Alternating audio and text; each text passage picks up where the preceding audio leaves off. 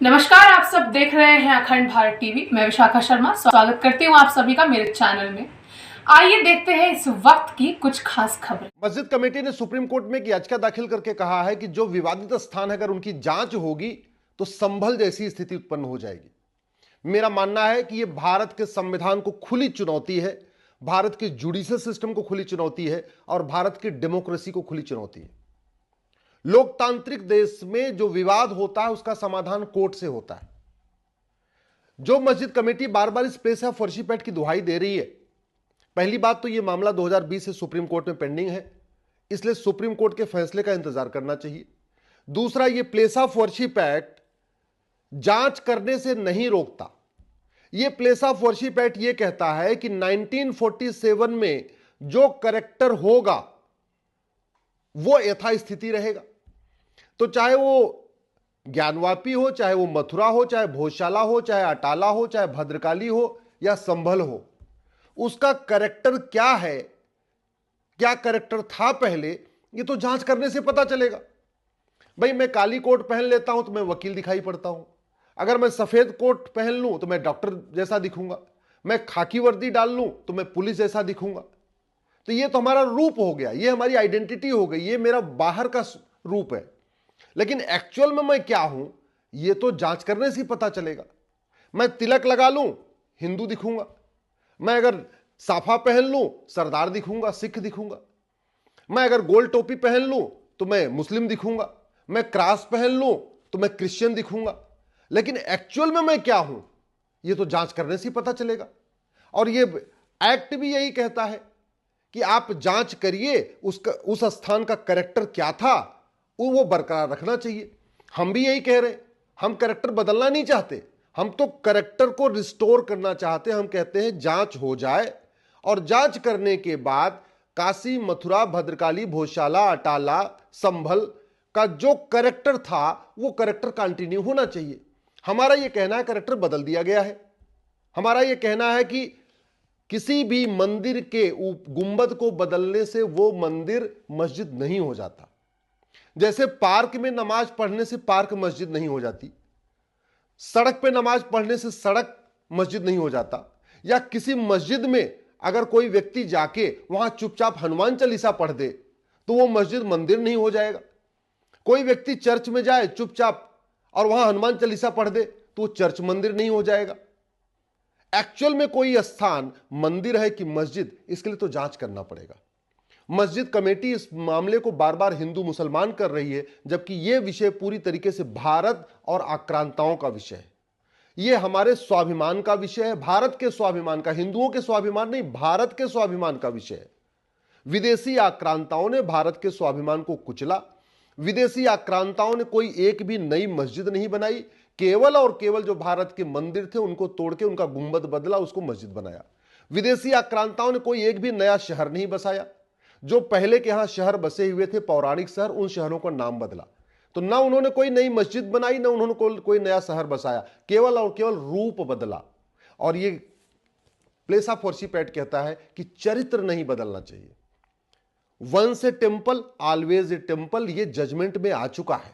एक बार प्राण प्रतिष्ठा हो गई तो वो स्थान मंदिर ही रहेगा अगर वहां विसर्जन नहीं किया गया।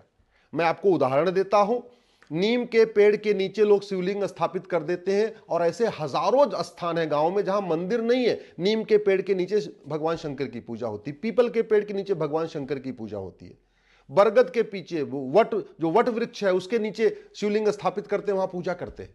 और कई बार आंधी आती है, तूफान आता है तो नीम का पेड़, पीपल का पेड़, बरगद का पेड़ उखड़ जाता है, कई बार उसकी डाली टूट जाती है। तो वहां का धार्मिक स्वरूप नहीं बदलता, क्योंकि पेड़ भले उखड़ जाए, प्राण प्रतिष्ठा हो गई तो जब तक विसर्जन नहीं होगा वो टेंपल ही रहेगा। Once a temple always a temple. दूसरा, मंदिर और मस्जिद में अंतर है। मंदिर पूजा स्थल है, प्लेस ऑफ वर्शिप है, और मस्जिद प्रार्थना स्थल है। ये बेसिक डिफरेंस है। पूजा स्थल वो होता है जहां हम बैठते हैं, भगवान को वहीं भोग लगाते हैं, वहीं उनकी साधना करते हैं, वहीं पूजा करते हैं, वहीं भगवान से जो कुछ कहना सुनना होता है उसको करते हैं। अगर अपनी कोई मन्नत मांगनी है तो भी वहीं मांगते हैं।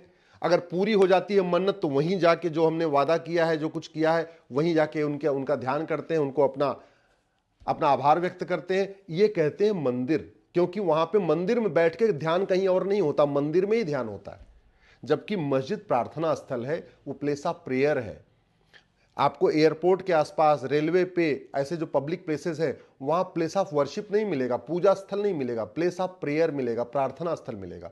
चर्च और मस्जिद प्लेस ऑफ प्रेयर है, मंदिर पूजा स्थल है। एक और बड़ी इंपॉर्टेंट चीज ये है कि एक बार जब आप विवाद शुरू हो गया तो कोई स्थान मंदिर है कि मस्जिद, इसकी तो जांच करनी पड़ेगी, उसका चरित्र क्या है। जैसे पेड़ उखड़ जाने से, नीम का पेड़, पीपल का पेड़, वहां का चरित्र नहीं बदलता, वैसे मंदिर का गुंबद बदल देने से, मंदिर की दीवार बदल देने से, वहां की मूर्तियों को ढक देने से उसका चरित्र नहीं बदलता। जैसे मस्जिद में हनुमान चालीसा पढ़ देने से वो मंदिर नहीं हो जाता, ऐसे मंदिर में नमाज पढ़ लेने से वो मस्जिद नहीं हो जाता। इसके लिए तो बाकायदा जांच करना पड़ेगा। और मेरा यह मानना है कि जितना ज्यादा मस्जिद कमेटी इस पे विरोध करेगी, लोगों का विश्वास और पक्का होता जाएगा कि ये जांच का विरोध कर रहे हैं, इसका मतलब ये पक्का मंदिर है।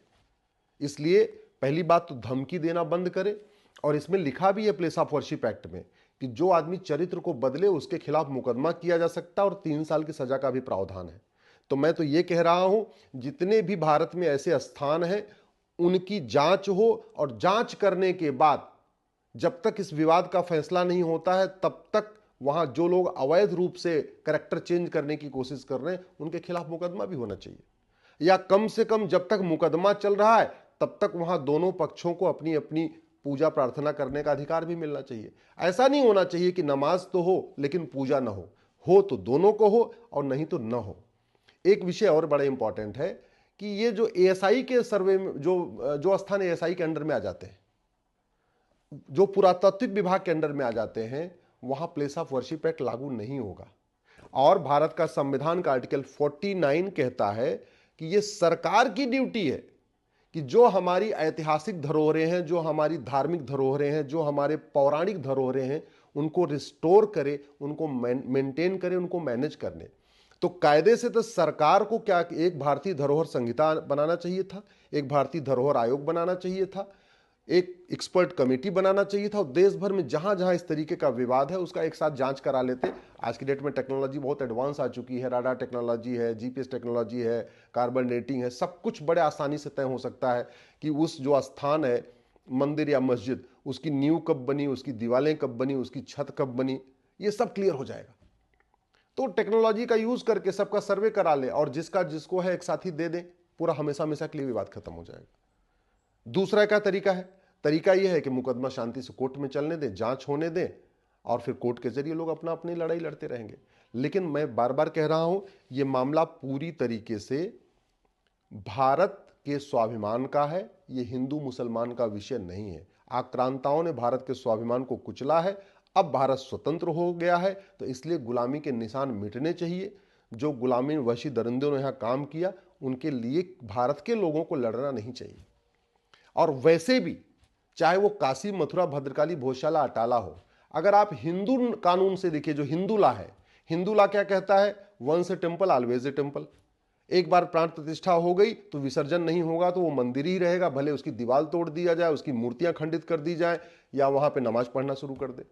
इस्लामिक लॉ क्या कहता है? इस्लामिक लॉ क्या कहता है कि मस्जिद वहां बनेगी जो जमीन पूरी समतल होगी, जमीन खरीदी गई हो या जमीन किसी ने दान किया हो, विलफुली अपनी इच्छा से दान किया हो। तो ये जितने स्थान है, न तो भारत के लोगों ने अपनी इच्छा से दान किया था, न वो जमीनें समतल थी, वहां तो ऑलरेडी एक मंदिर था। तो मंदिर के तोड़ के मंदिर के ऊपर जो मस्जिद बनाना, इसको मस्जिद जर्रार कहते हैं। मस्जिद जर्रार में नमाज पढ़ना अपने आप में ये नापाक है। मस्जिद जर्रार में जाना, वहां नमाज पढ़ना, ये कबूल नहीं है, ये अन इस्लामिक भी है। तो अगर आप इस्लामिक लॉ के हिसाब से देखें तो भी पहले जांच होनी चाहिए। जांच होने से बाद पता चलना चाहिए कि वो मंदिर है या मस्जिद जर्रार है। हिंदू लॉ से देखें तो भी उसका स्वरूप कभी बदलता नहीं है। और अगर इस कानून के नजरिए से देखें तो कानून आइडेंटिटी की बात नहीं करता, ये कैरेक्टर की बात करता है। आइडेंटिटी देख के बताई जा सकती है, लेकिन कैरेक्टर के लिए जांच करना पड़ेगा। मैं कपड़ा अलग अलग पहनूं तो मैं अलग अलग वेश में दिख सकता हूं, लेकिन मेरा कैरेक्टर क्या है ये तो जांच करना पड़ेगा। वैसे ही चाहे वो काशी, मथुरा, भद्रकाली, भोसाला, अटाला, संभल मंदिर है या मस्जिद है, ये देख के नहीं पता चलेगा। देखने में तो गुंबद हो सकता है, देखने में तो वो वहां पे त्रिशूल भी हो सकता है, उससे नहीं। करेक्टर क्या था, वास्तव में पहली बार वो क्या बना था, इसके लिए तो बाकायदा जांच करना पड़ेगा। इसलिए मैं रिक्वेस्ट करता हूं शासन प्रशासन से कि जो लोग ऐसी धमकी दे रहे हैं कि वहां पे अराजकता फैल जाएगी, उनके खिलाफ कार्रवाई करें। ऐसे लोगों के खिलाफ NSA लगाएं, नेशनल सिक्योरिटी एक्ट लगाएं। ये देश का भाईचारा खत्म कर रहे हैं। ऐसे लोगों के खिलाफ UAPA लगाएं। ये अपने आप में एक तरीके से लोगों को भड़काने का काम कर रहे हैं, ये वेजिंग वॉर का काम कर रहे हैं। इनके खिलाफ वेजिंग वॉर की धारा लगाएं। इनकी फंडिंग की जांच करें, कहीं ना कहीं इनको फंडिंग आ रही होगी इस तरीके के बयान देने के लिए, इनकी फंडिंग की भी जांच करनी होनी चाहिए। और ऐसी कठोर कार्रवाई करनी चाहिए कि आगे से जितने भी विवाद कोर्ट में चल रहे हैं उसके दौरान कोई इस तरीके का बयान न दे कि अगर जांच होगी, सर्वे होगा तो अराजकता फैलेगी। ये इसके खिलाफ कठोर कार्रवाई की जरूरत है।